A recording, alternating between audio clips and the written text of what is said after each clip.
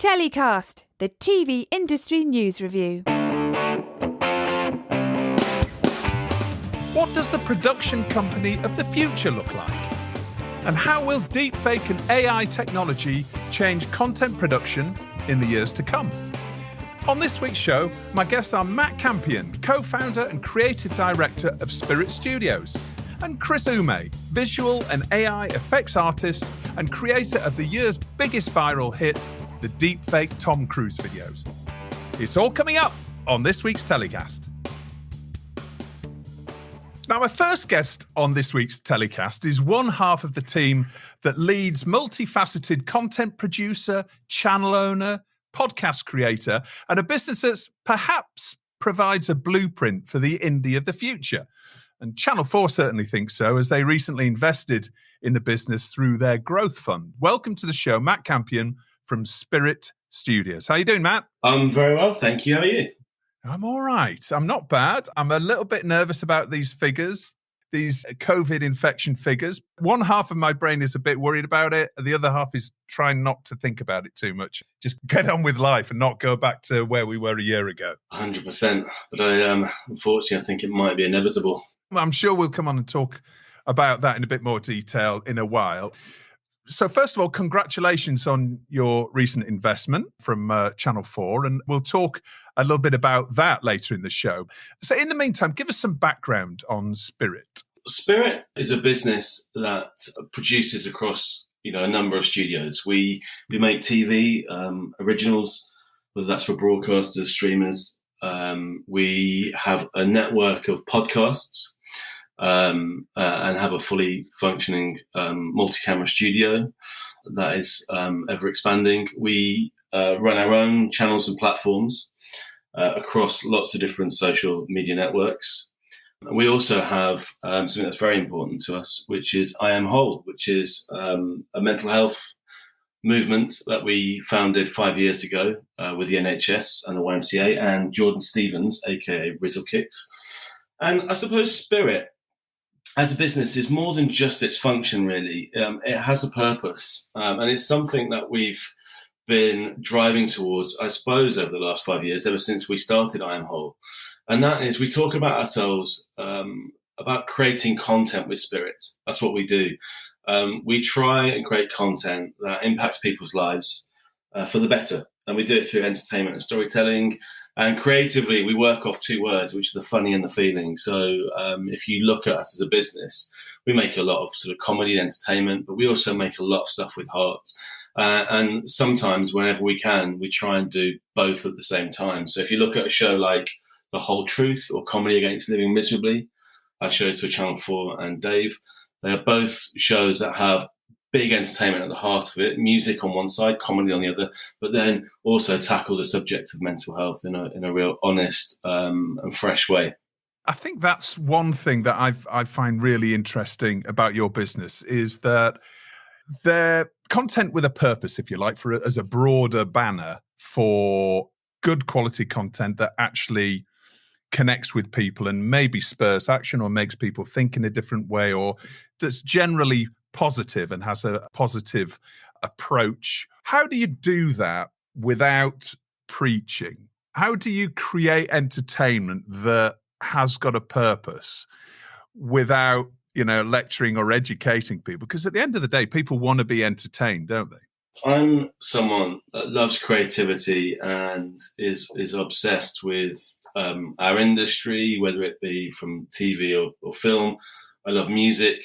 And I also know that I've got one of the shortest attention spans in the world, which is probably why we do fairly well in digital, because if you can keep my attention, then I'm sure we can cut through on digital platforms. But how do you do it? You're right. I can't deal with anything that's worthy or sort of informative in a sort of a corporate structured way, which I think is the challenge in content in this space. So actually, the way I see it is that we've got to create stuff that is super cool and penetrates pop culture and feels like it's punky and a bit more rock and roll.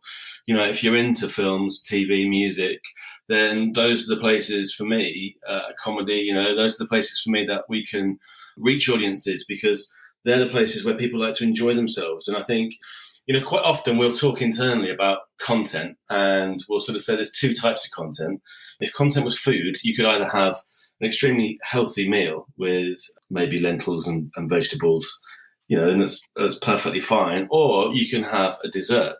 And obviously desserts are a bit more naughty. So what we try and do is make, something like a chocolate avocado mousse with a sparkler in it. So it's naughty, but it's good for you. You're working across podcasts, you're working across long form and short form.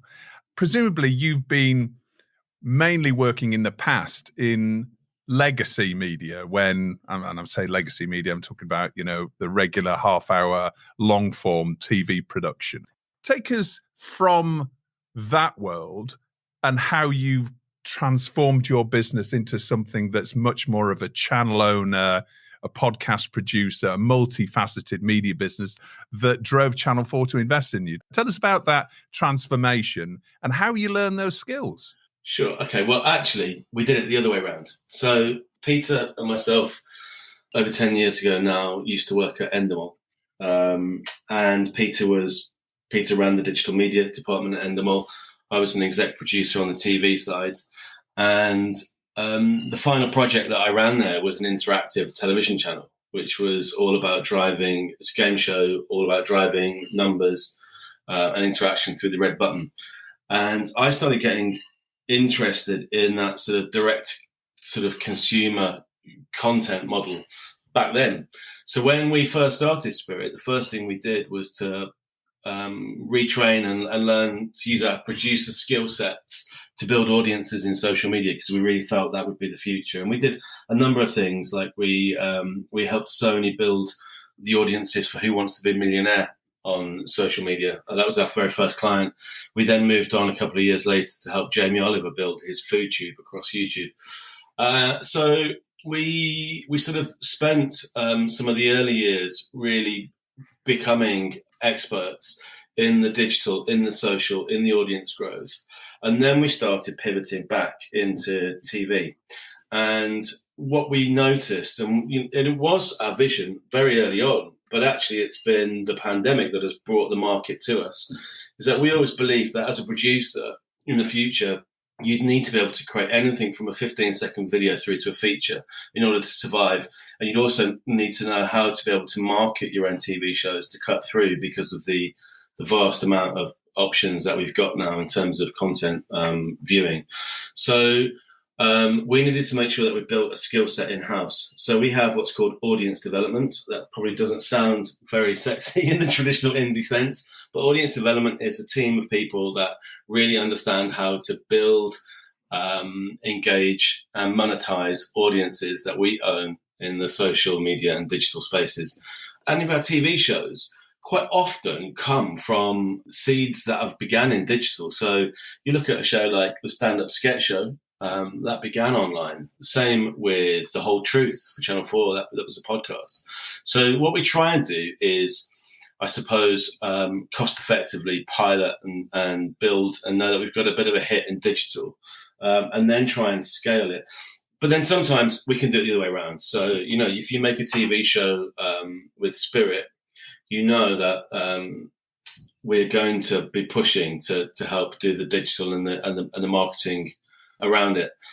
I have to say, though, that one of the things that I do find frustrating is that I really feel that the broadcasters in this country need to become more flexible and more open to working with production companies like us, because we can make more money in digital off the brands and the IP that we create together.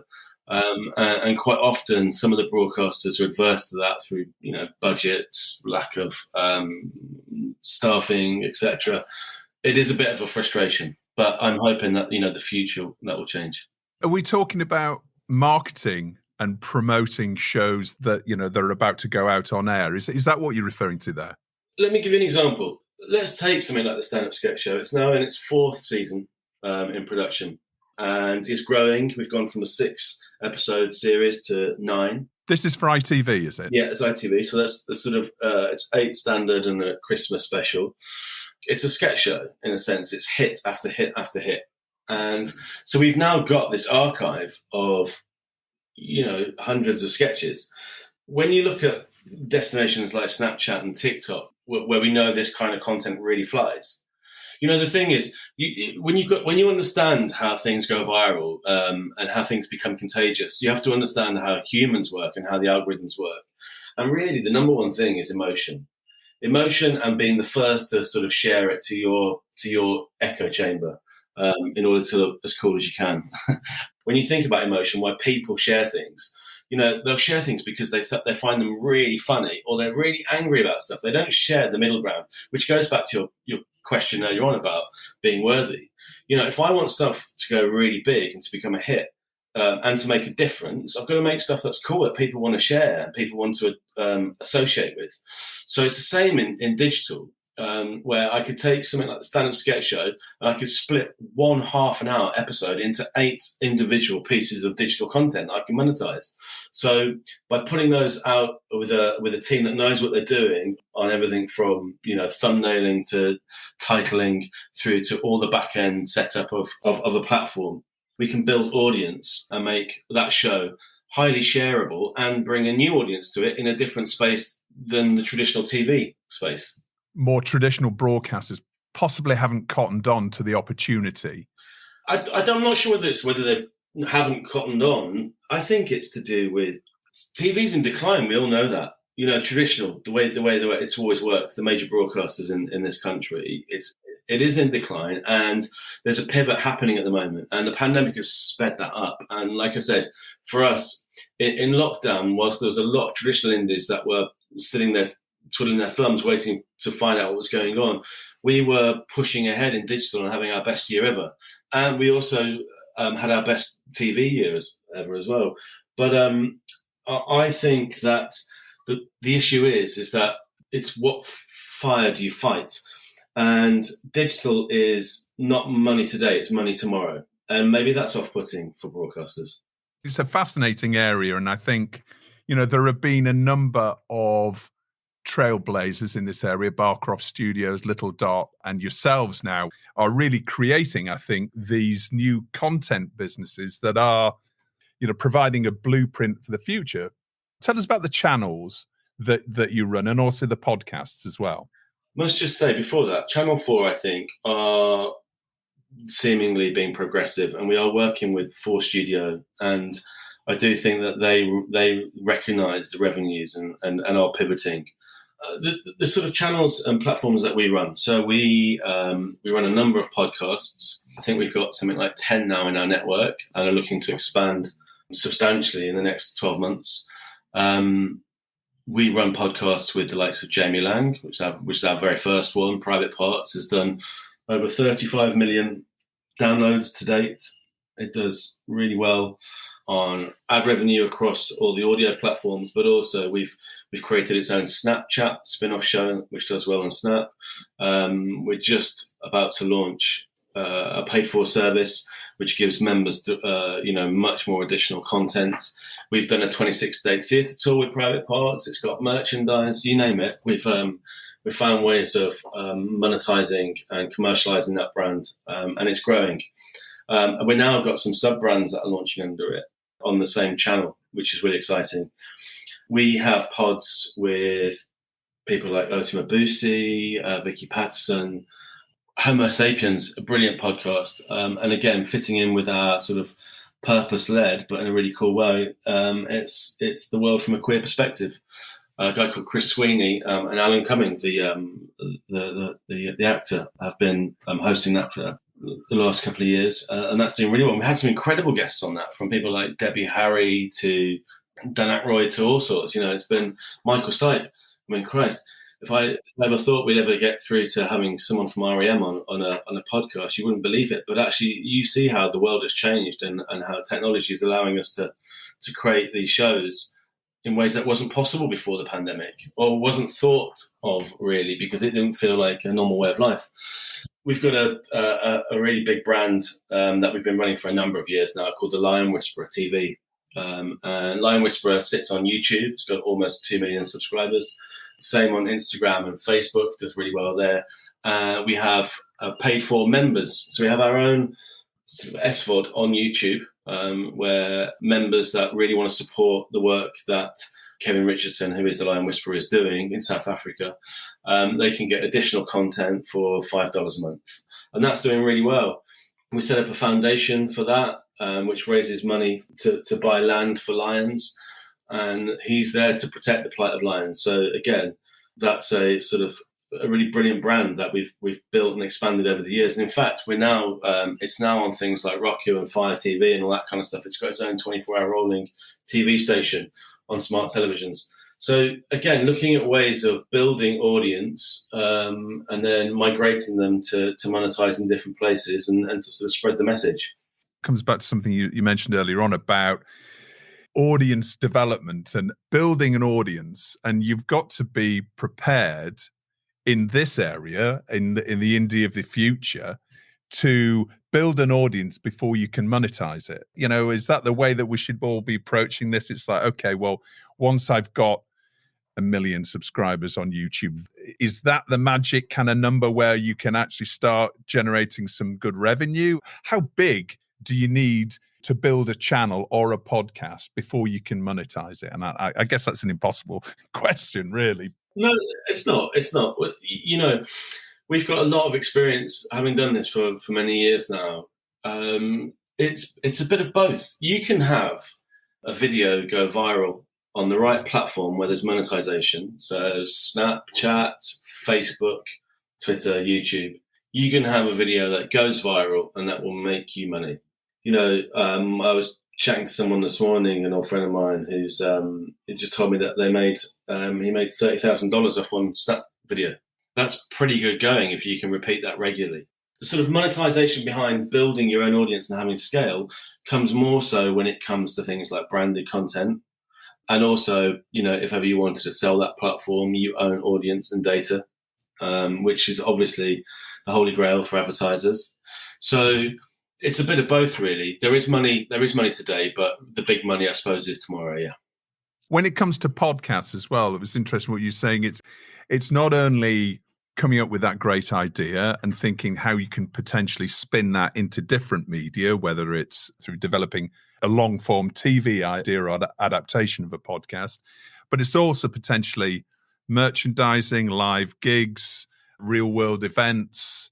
That's the opportunity, really, isn't it? And a way that perhaps the indie of the future has got to think about its ability to be a multi-platform, multi-channel IP business at the center of it.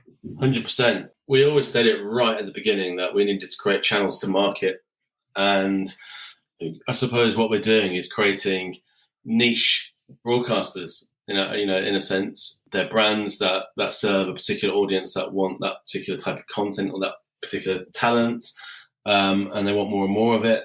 And if you can grow a community around that, then obviously you can monetize through the ways that traditional media always has done, through ad revenues, through brand opportunities, through touring, through all the different ways that we know things have been exploited over the years. Board games, I don't know, fruit machines, whatever. There's always a way. If your brand feels right to collaborate and become an exploitation, then there's lots of ways to make money. And I think as we move forwards, what we're starting to see now is a sort of consolidation in content, I think, where the cheaper end of content on television is sort of starting to become the hardest fight for numbers, and the content that has the most money behind it, i.e., big drama, big feature docs, etc., on the streamers, or even with, we see some really brilliant dramas on, the BBC, ITV, Channel 4, etc., that are cutting through. Like It's Sin, for example. The opportunity for us seems to be go for the bigger swing on the TV side, and then try and sort of create the content brands in digital that feel like they're their own broadcasters, that you can make money from there. And it must be nice to be able to self-commission shows as well. It's actually one of the hardest things to do, because you think, yeah, it is, obviously. Creatively, there's nothing more fulfilling than being able to do what you want. And to be honest with you, it's probably the biggest reason why I went into business, was to sort of try and get to that creative freedom, so that I wasn't having to sort of paint by numbers. It was much more about the fact that creatively I like to think big and to do things that sort of satisfy me. I don't know if that makes me a bit selfish, but I've always been a bit screw it, let's do it. And it's kind of like I kind of, and I'm sure other creatives will agree with me on this. I kind of feel like if I have to sort of work in a box, I feel very uncomfortable, and being able to have that outlet through digital allows me to do what I want in certain aspects. And if I really want to do it, I can do it because it's my business. But yeah, the commissioning side it's actually trickier than you think, because it's a discipline that as a producer, it's not something that sits naturally with a producer. And obviously we sort of work with commissioners, and it's a skill set that you need to bring in. And actually we have done, we've brought in, we have an internal commissioner now, which keeps us on the right track, knowing that we've created a set of guidelines for the channels that we own and operate, and nothing can go outside of those. And it's about understanding. Commissioning now becomes data-led. It's not so much like the old days. Although, I suppose you could argue that TV channels have insight and understand their audience. They do a lot of focus groups and all that kind of stuff. But actually, we're much more data-led now, because we've got graphs that tell us whether things work or not. And you've got the data, and whereas if you're producing, for Netflix or whoever, or many of the other big major SVODs, they're not going to share any of that data. Although there seems to be a bit of a movement towards them being willing to share a little bit. I think they have to, right? Because a lot of the AVODs are now partnering with producers and being completely open with the figures, and people going into this is in a much more of a partnership way. So presumably the direction of travel will be that the major SVODs have got to share data with producers. I mean, do you think that's inevitable? For success, it should be 100%. I mean, we have heard that, like Netflix. The slight fear from a creative perspective, and being a producer on the indie sector, is that there's a lot of noise about Netflix using their own data to create their shows internally, and then commission a producer to make it, which then goes back to what I was saying earlier on. Then you work for hire. That's like working in advertising, I suppose. You're sort of being told what to make. You're told how to paint by numbers. If they were to give you a Breaking Bad, you're not going to turn that down, are you? This world thrives off creative thinking, and whilst data is there to sort of help steer, I prefer to keep it there. It's sort of like data should be there to give you the insight and the knowledge, but then you've got to be able to put the human creativity on top of that in order for it to be relatable and for it to be authentic. What about the Channel 4 investment? What are the implications of that for Spirit? What is that going to help you achieve? A number of things, really. We are a modern producer. The studio's model is fairly different to just a straightforward indie, producing in a certain genre or multi-genre.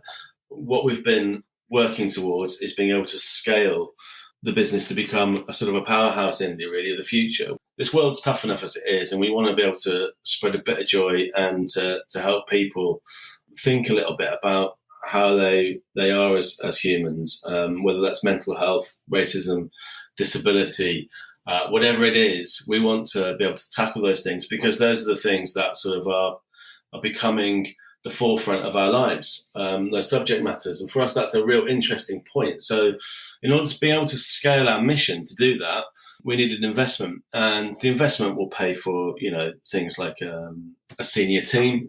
It will pay for content. Some of that will become our own internal commissioning budget. It will also, help us scale operations in terms of the podcast network. I guess, the sort of senior team that you're bringing in might be not the sort of usual team that a typical producer would bring in. I mean, I was thinking when you were talking earlier about, maybe at some point you'd be bringing a head of licensing, somebody who's commercially minded to exploit all the different IP that you have. Is that something that you'd be planning in the future, as well as maybe commissioners and bringing these sort of experts on board? Yeah, 100%. I mean, the sort of first port of call is to build out our creative team. I think, we really have a real ambition to be 50-50 here. So, and we're making strides in scripted as well as unscripted.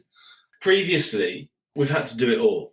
And the skill set has had to sit across what we call team spirit. And everyone has to understand a bit about, how you can create a piece of IP and it can fly off in different directions, and then how you monetize that, whether it's through a television commission, a funded film, a digital commercialization, or whatever. But actually, once we've got that team in place, then the next thing to do is start looking at building out the digital team in a much bigger way than we've had before. And the investment allows us to be a bit more targeted with people that really know what they're doing. So, yes, you're right. We are looking for to bring in 1 or 2 commissioners that will oversee our portfolio of channels.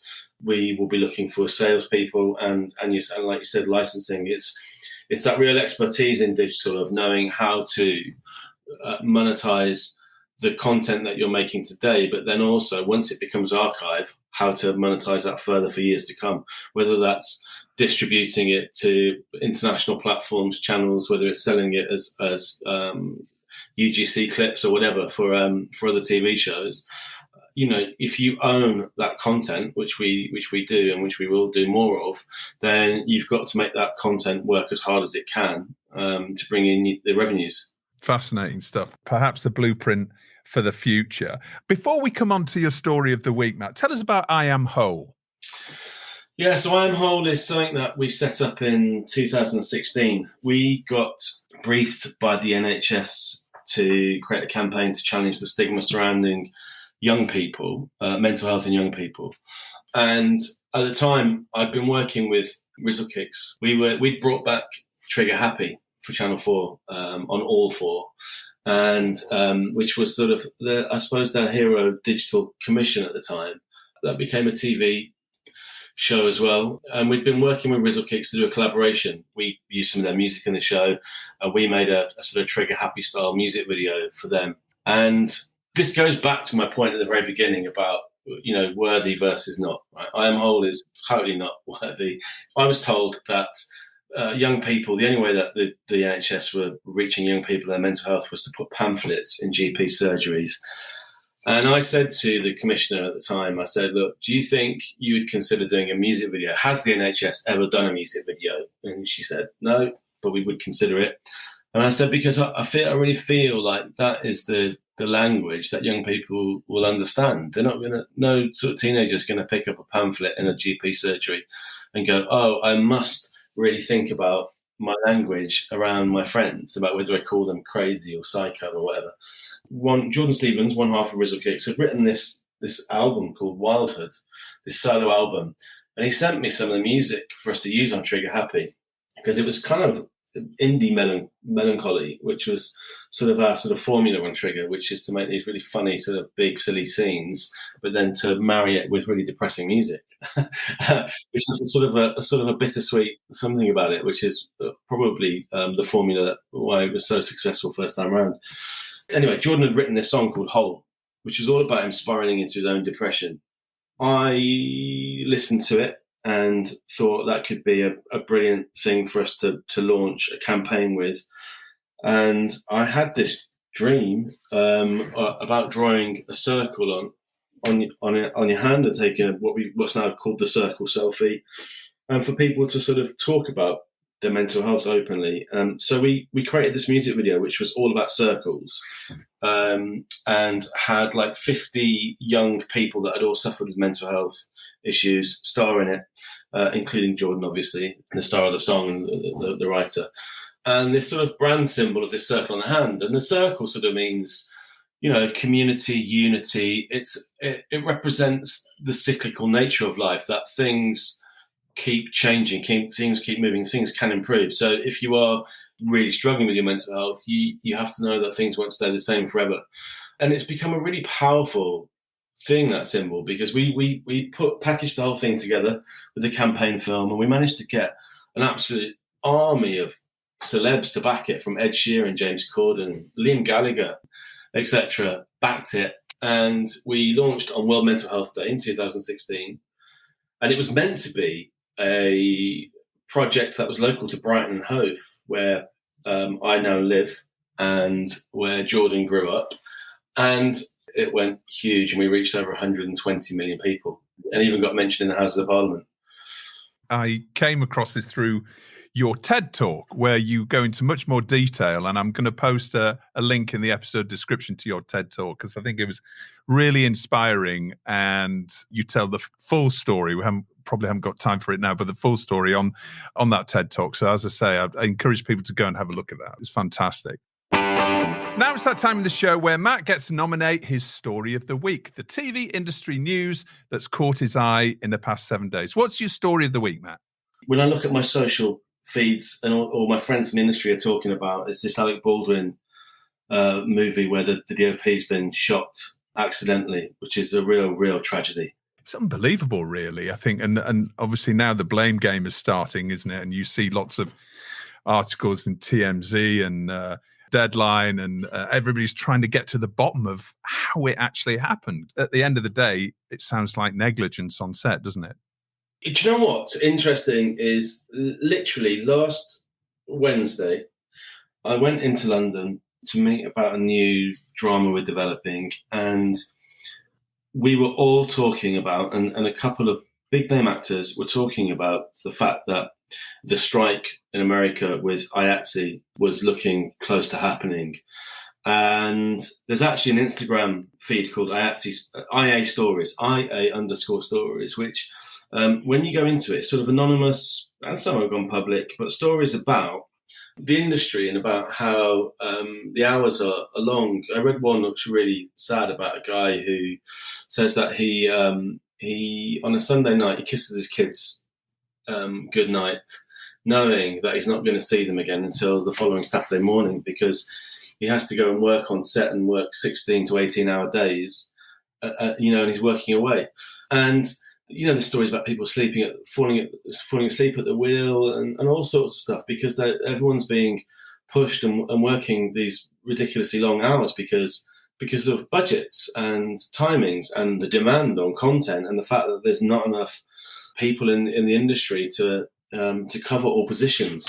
And then what happens there, you see, is this very sadly, we then see this story a couple of days later of someone that's actually lost their life because of it. And that's because of the fact that, we've got people that just don't have the experience in the industry. And they talked about the gun being cold, didn't they? Yeah. And it had been announced that it was cold so they could crack on with the shot, and it wasn't. Someone has really, really tragically lost their lives because of it. And you have to start thinking that actually something really has to be done. And this isn't just sort of the American movie scene. You see this across lots of productions. And I know that even with us, our teams have to work extremely hard and often long hours in order to deliver something that, of quality that we're happy with as a producer, and also the broadcaster is going to be happy with. And I just do wonder, we try and be, because of I Am Whole and what we stand for, we try and be and put into place, lots of things for well-being for our teams. And I'm sure there's lots of other indies that are doing that these days.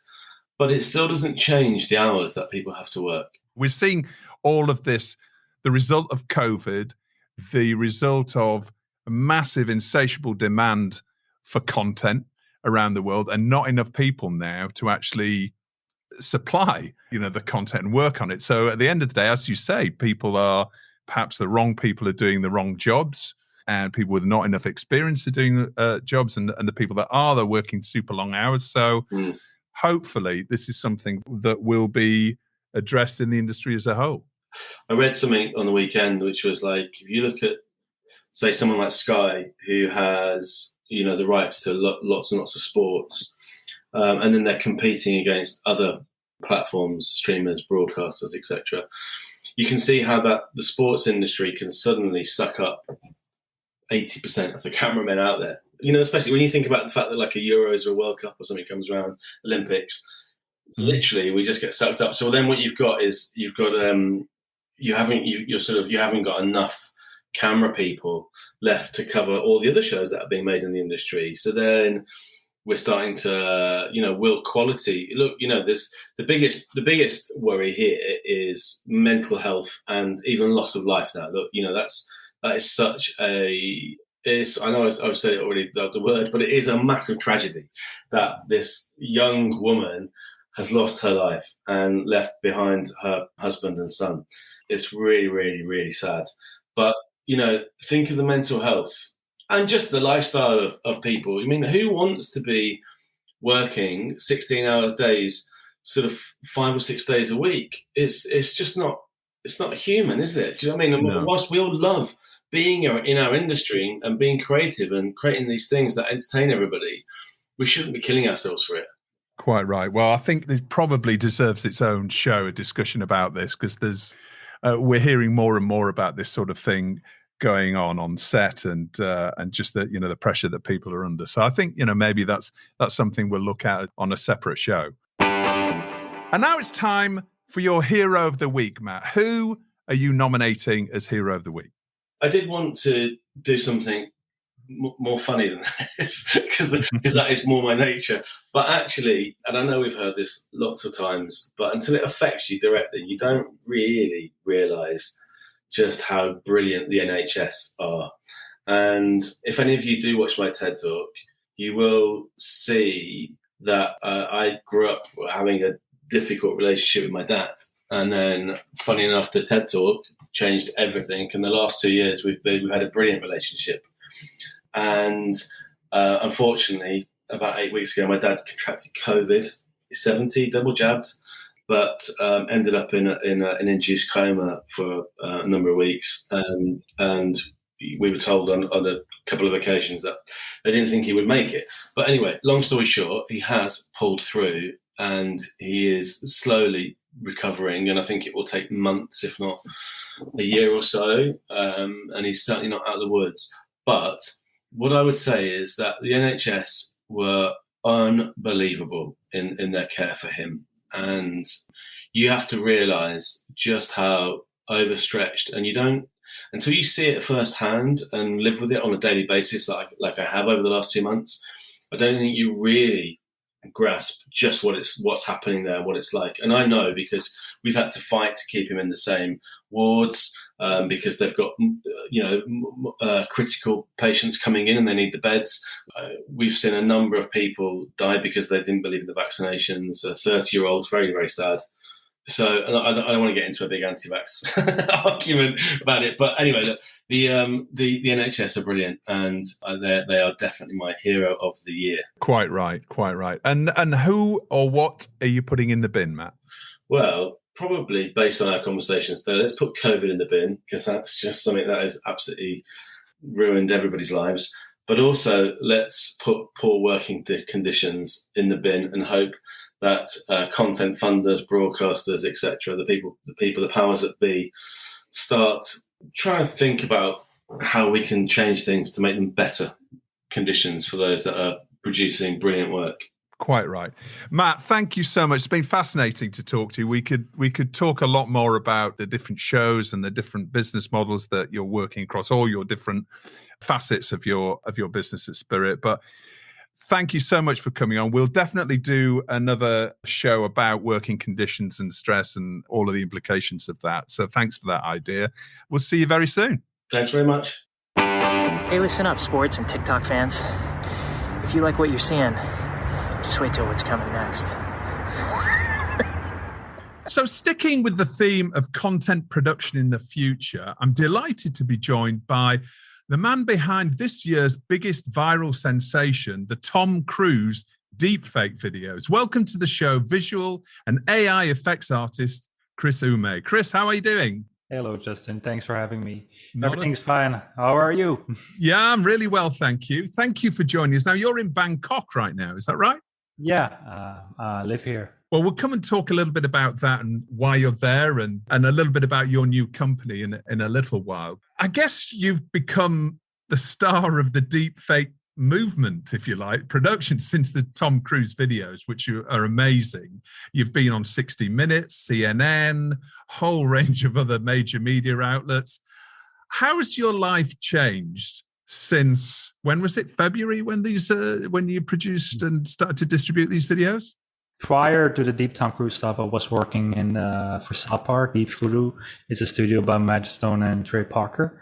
And when the videos of Deep Tom Cruise came out in February, it was like a roller coaster. So many things happened. I mean, I've been overwhelmed with emails and requests, and that made me think about how to proceed, because I want to guide this technology in an ethical way, and how this technology could be used in creative ways going forward.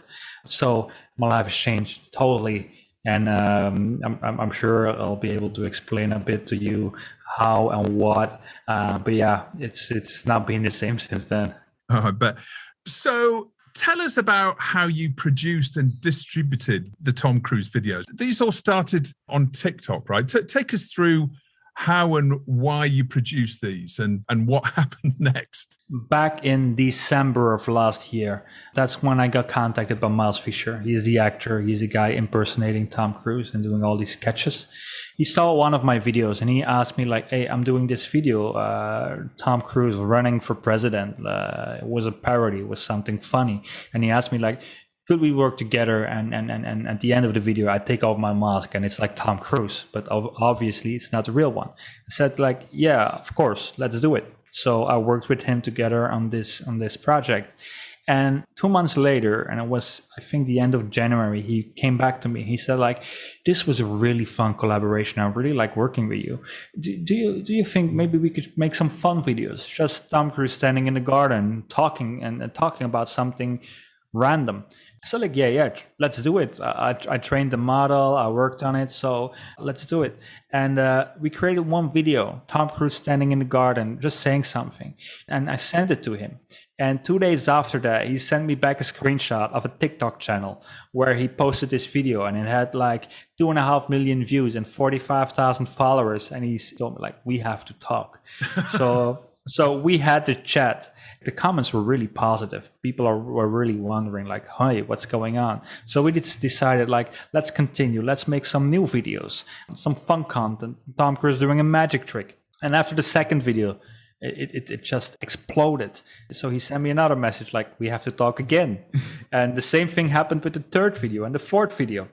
It was unbelievable what was happening. And then we came at a point like they were trying to find out who was behind this channel, and it was a really difficult period as well, because at the same time you had a lot of journalists and a lot of articles coming out saying this technology is dangerous. It just, you press one button and this is what comes out. And for me it was really difficult, because what do? Are you going to face the press? Are you going to face the journalists and talk about it and educate them? Like, this is not easy to create this high quality level of the hyper realistic videos we're creating. It's not easy to get to that point, because one, you need an expert like someone with expertise like me in AI and VFX. I also have the hardware to create these kind of things. I spent tons and tons and tons of time creating these things. And at the same time, you also have the actor Miles Fisher. He's one of the world's best Tom Cruise impersonators. He knows how he moves, how he smiles, how he talks, and he looks like him. So it's not easy to get to this level of hyper realistic content. It was really difficult, and I thought about it, and that's when I decided, together with my brother, like, let's face the media, let's talk about it, let's talk about our intentions, where we believe this technology will be going, and let's raise awareness at the same time. So I've never done one interview, and then suddenly we had 40 interviews planned in 2 days. Right. With all type of TV channels, magazines, from Japan to France to America, CNN, CNET, Vice, all of them. And it was unbelievable. It is an unbelievable journey, and that's where it all started.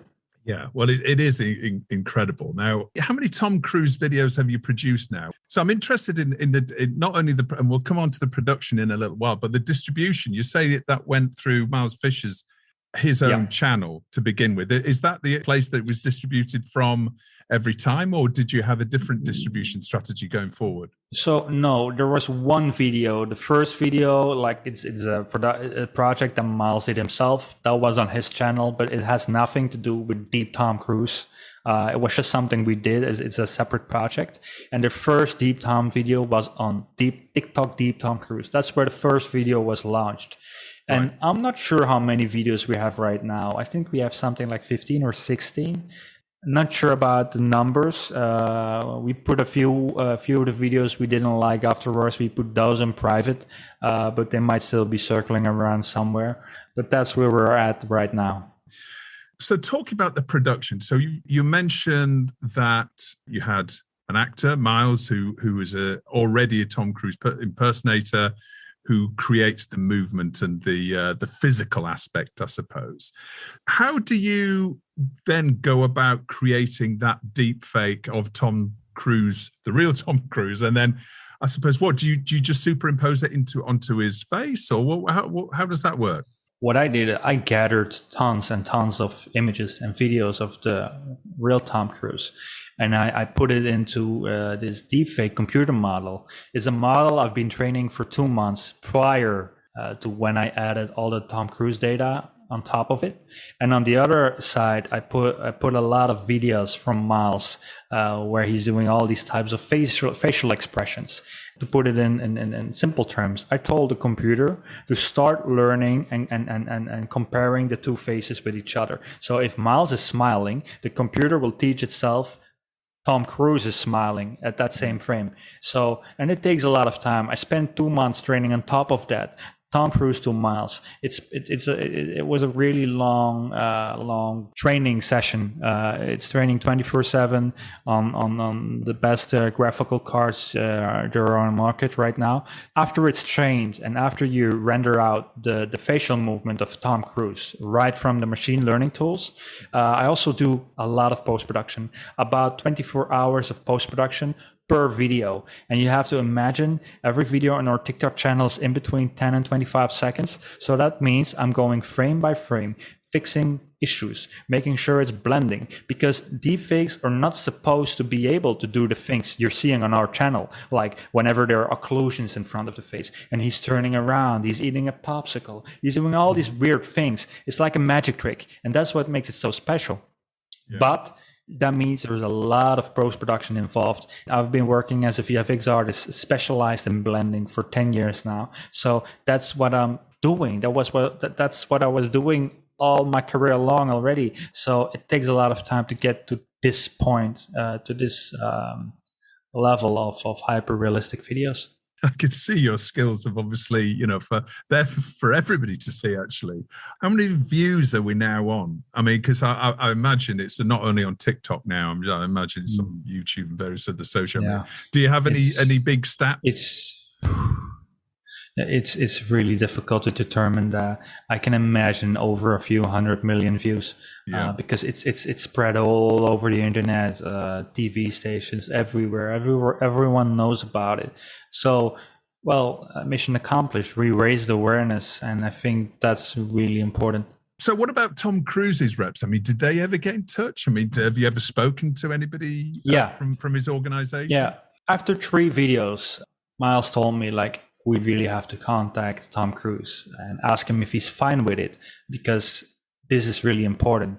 And it's important to me as well. So we actually, Miles sent an email to Tom Cruise's agency, hey, we're doing this TikTok channel. We don't have any malicious intent. We're creating harmless videos, Tom Cruise doing silly things.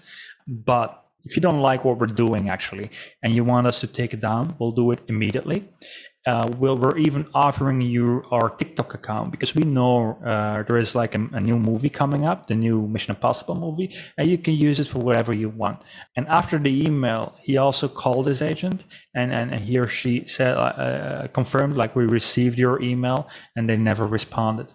So we just kept creating these sketches, and still today we haven't heard anything. Right. But we're still open to just take it down if he doesn't like it. That's neither an endorsement nor a request to take it down. So I guess I suppose. Yeah, it's really important. We're not using it for marketing. We're not making Tom Cruise say things about products. We're not endorsing anything. We're just keeping it as neutral as possible. And I think that's really important, because you can only do that when you have consent.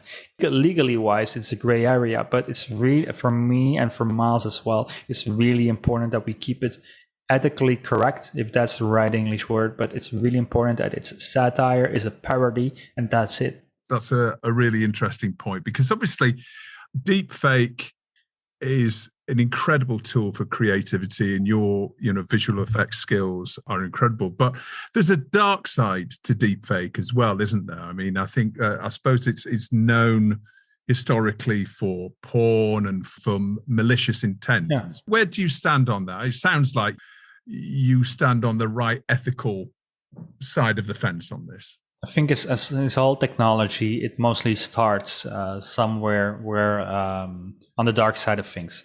And moving forward, we cannot avoid people are going to use it for malicious things. So what I'm trying to do now, and that's as well as with my company and with all other synthetic media companies I've met until now, we're all focused on raising awareness and trying to help Adobe. We're also in this project that Adobe is running on how to detect deepfakes, or how we can move forward, how to label synthetic media, for example. I think that's really important. You cannot ban a technology just based on certain people misusing it, because there are so many positive use cases as well. And with every client that I did and all the clients that are contacting me, they only work when we have consent of the celebrity that they want to work with. I think that's really important. Or maybe if this person passed away, that we have consent from the people who own the portrait rights of that certain person. But it's difficult because moving forward, now you're going to have something like synthetic portrait rights. So it's a total new world we're going into, and we have to think about how to handle certain things. Yeah, legalities and ethics are all involved, and really they've got to catch up with the technology by the sounds of it. Recently, It was quite widely reported that there was a AI-generated voiceover of Anthony Bourdain, the late chef and TV personality. Yes.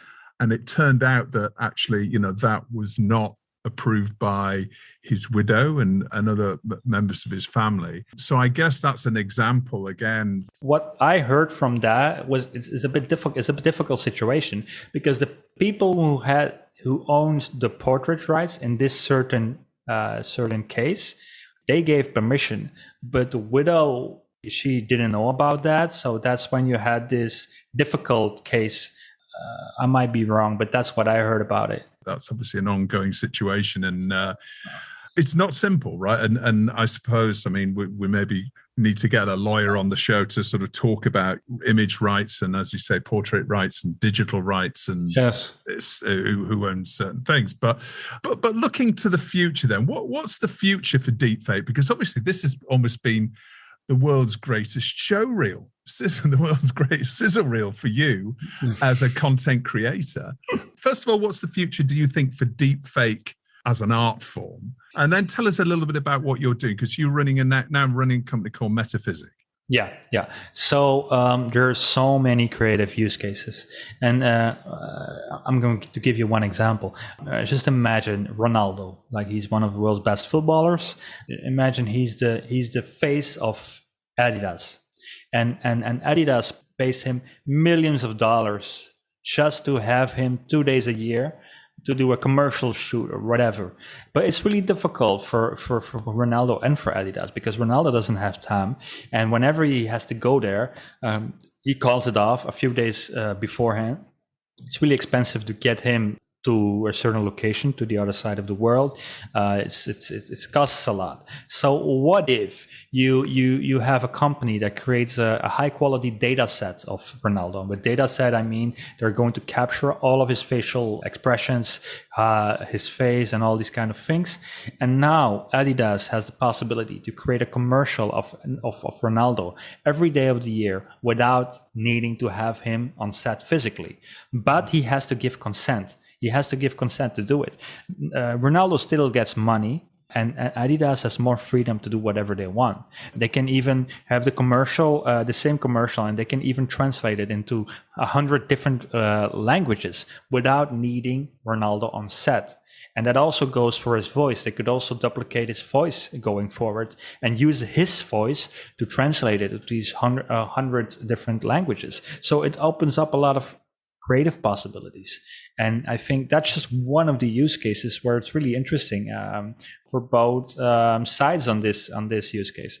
In that case, though, who owns the digital Ronaldo then? Does Ronaldo own that, or does Adidas own that? I think Ronaldo should always own his own portrait rights. He just leases them or rents them for a year to Adidas, for example. Of course, it's interesting because, of course, Adidas is going to pay less for synthetic Ronaldo compared to the real one.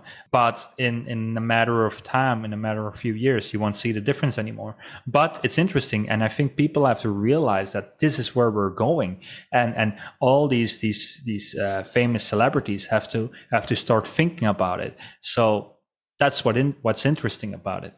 Maybe in a few years' time, Adidas wants, whenever they book Ronaldo, they want the young one.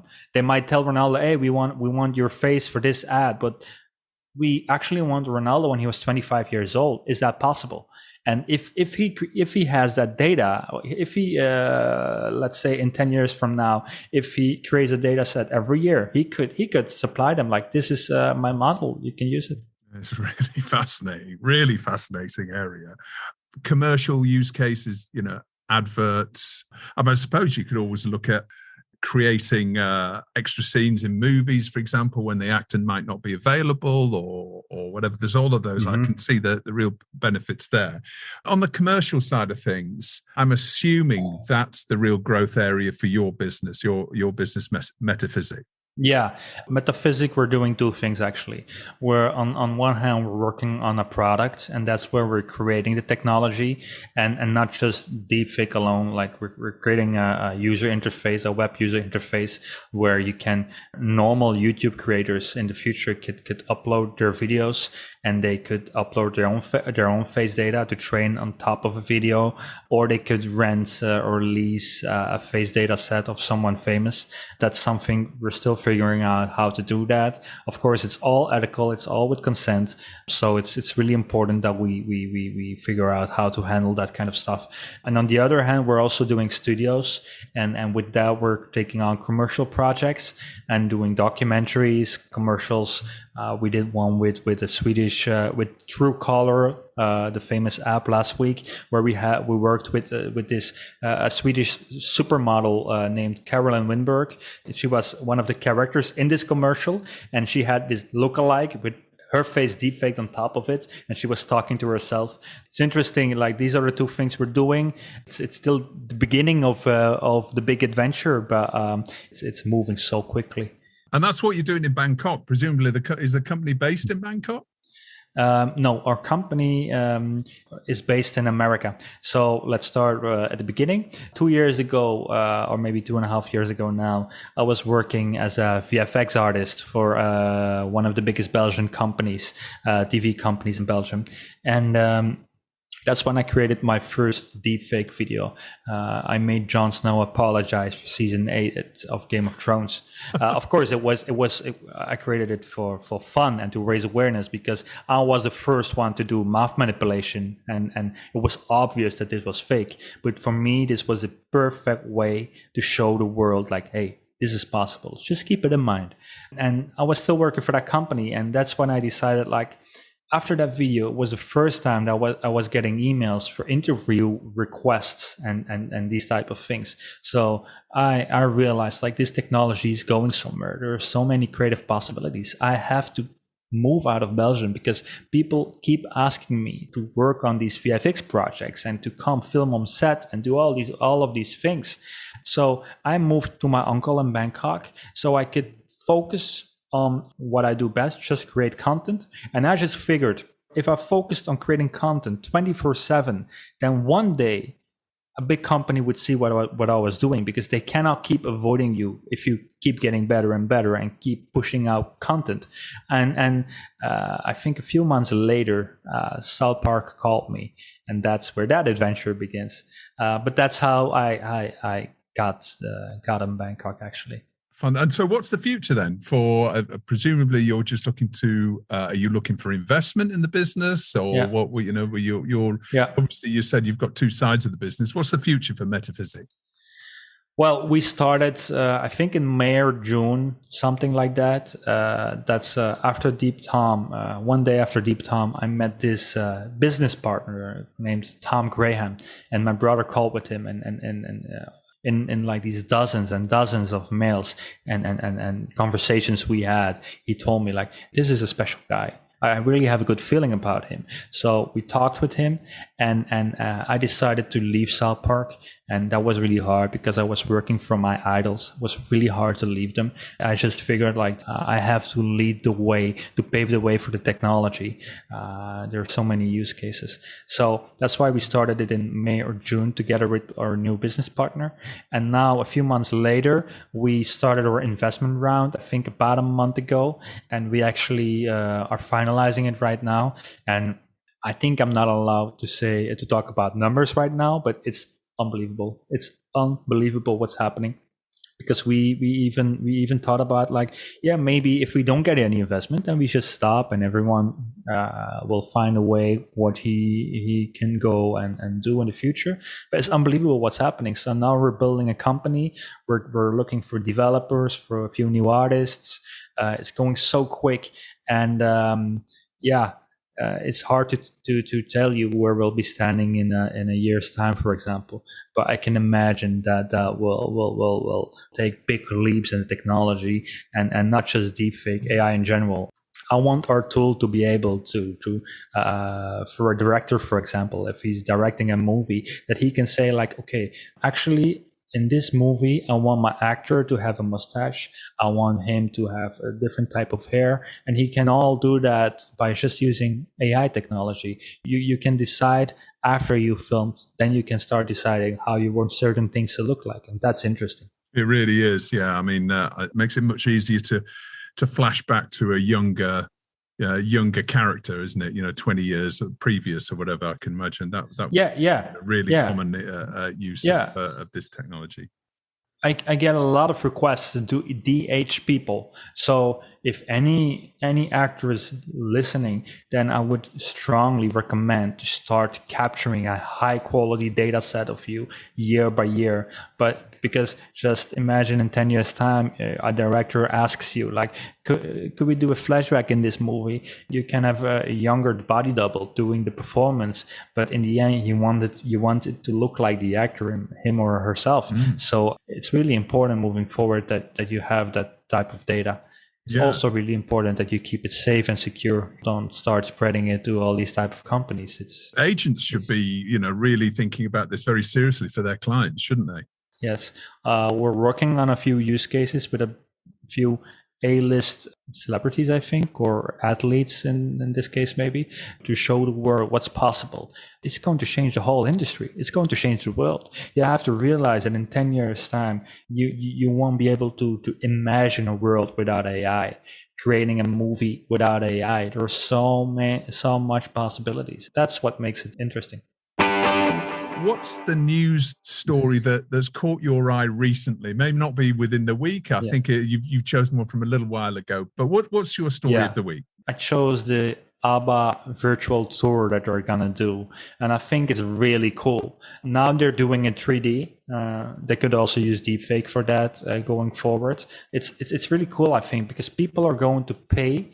It's the same like people are paying to go and watch a movie. They're going to sit down and watch this whole show of ABBA when they were young doing these songs and maybe adding a few new songs as well. It's really cool. And I think that's something we're going to see more and more. I would love to go and watch something like that from Michael Jackson, for example, because that's something I never experienced. And it would be so cool if I could actually see something like that. And that's why I liked that idea. And I think more people are going to do that. Yeah, imagine the Beatles. You could do a world tour. You could do, well, you don't need to do a tour, would you? You could just open it in every city around the world and have it running every night. Yeah. But it's really important that you're handling it with respect. So it's as close as possible to the real thing. So that's what's really important to me, actually.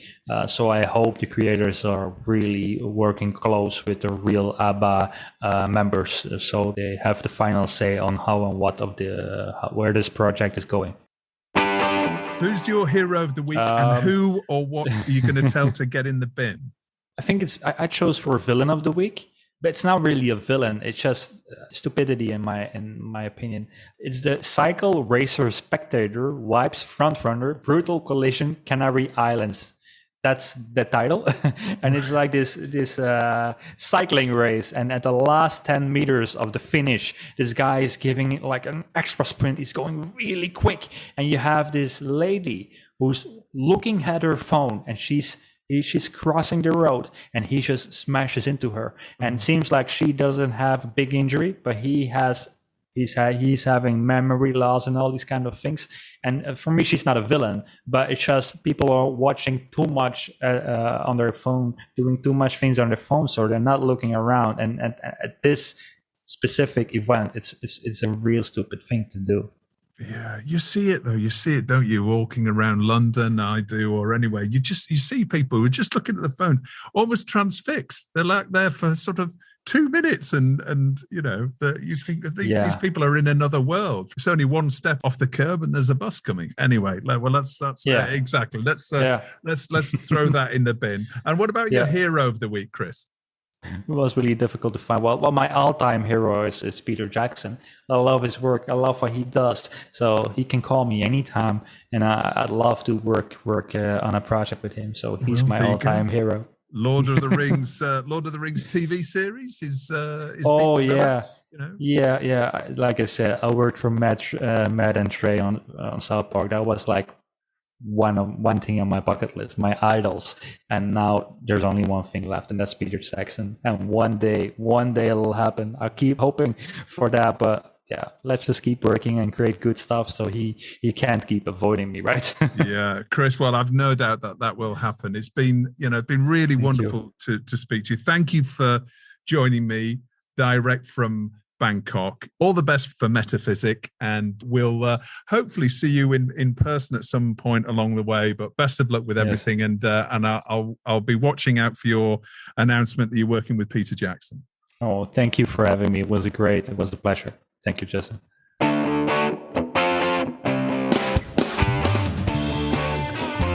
Well, that's about it for another week's TellyCast. As always, thanks for listening. I hope you enjoyed a little glimpse into the future with two of the creatives at the leading edge of content production. Don't forget to rate and subscribe to TellyCast and share it with friends and colleagues. And why not follow us on Instagram, LinkedIn, and Twitter? TellyCast was edited by Ian Chambers and recorded in London. Until next Thursday, as always, stay safe